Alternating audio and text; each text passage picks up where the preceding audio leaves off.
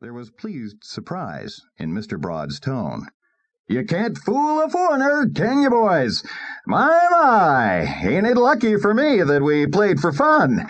But you gotta give me another chance, Lars. I'll fool you yet. In walks the little pill once more. I make the magic pass, and you follow me attentively, knowing in your heart of hearts that I'm a slick 'un. Now then, shoot, kid. You can't miss me."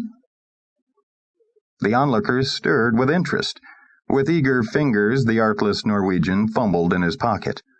At the last moment, however, he thought better of his impulse, grunted once, then turned his back to the table and walked away. "Missed him," murmured the dealer, with no display of feeling. Then to the group around him he announced shamelessly, "You gotta lead those birds. They fly fast." One of Mr. Broad's boosters, he who had twice won for the Norseman's benefit, carelessly returned his winnings. "Sure," he agreed. "They got a head like a turtle, them Swedes." Mr. Broad carefully smoothed out the 2 bills and reverently laid them to rest in his bankroll. "Yes, and they got bony mouths. You gotta set your hook or it won't hold."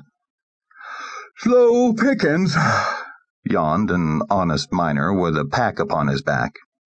Attracted by the group at the table, he had dropped out of the procession in the street and had paused long enough to win a bet or two. Now he straightened himself and stretched his arms. "These Michael Stroganoffs is hip to the old stuff, Lucky. I'm thinking of joining the big rush. They say this Klondike is some rich."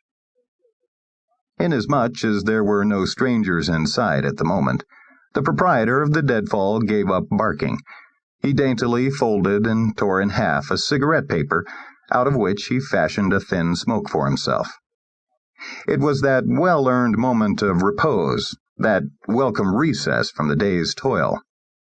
Mr. Broad inhaled deeply, then he turned his eyes upon the former speaker. "You been thinking again, have you?" He frowned darkly. With a note of warning in his voice, he declared, "You ain't strong enough for such heavy work, kid. That's why I've got you packing hay." The object of this sarcasm hitched his shoulders, and the movement showed that his burden was indeed no more than a cunning counterfeit, a bundle of hay rolled inside a tarpaulin. "Oh, I got a head, and I've been doing some heavy thinking with it," the kid retorted.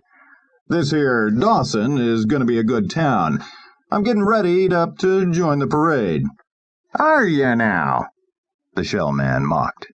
"I suppose you got it all framed with the Canucks to let you through. I suppose the chief of police knows you and likes you, huh? You and him is cousins or something." "Coppers is all alike. There's always a way to square 'em." "Lay off that squaring stuff," cautioned a renegade crook, disguised by a suit of mackinaws and a week's growth of beard into the likeness of a stampeder. $1,000 and a ton of grub. That's what the sign says, and that's what it means.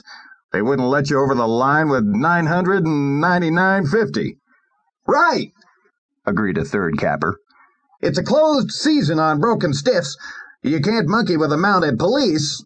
When they put over an edict, it lays there till it freezes. It'll make you show your openers at the boundary. Gee, if I had 'em, I wouldn't bother to go inside. What's a guy want with more than $1,000 and a ton of grub anyhow?